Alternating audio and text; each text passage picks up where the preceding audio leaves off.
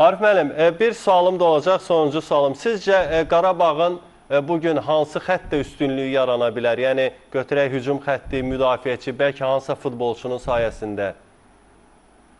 Belə deyə də Qarabağda özünə uyğun bir oyun sistemi, oyun fəlsəfəsi var. Qurban müəllim artıq illərdir bu komandada çalışdığı üçün öz fəlsəfəsinə uyğun bir komanda formalaşdırıb və burada hansısa oyunçunun olmaması o oyun sistemini dəyişmir. Ona görə rəqibin Chelsea olmağına baxmayaraq Qarabağ düşünürəm ki, yenidən o biz gördüyümüz hücuma meyilli bir oyun nümayiş etdirəcək. Təbii ki, hardasa kompaktlığa və vacibdir ki, burada oyunu hansı zonada quracaq. Mən düşünmürəm ki, öz birinci zonasına oturacaq.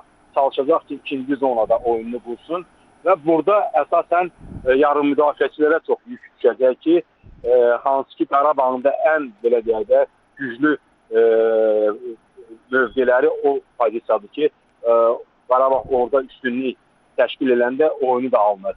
Çünki bu mövqe, bu pozisiya orta xətt oyuncuları müdafiə ilə hücum arasında olan bir körpüdür ki, onların oyunundan çox şey asılıdır.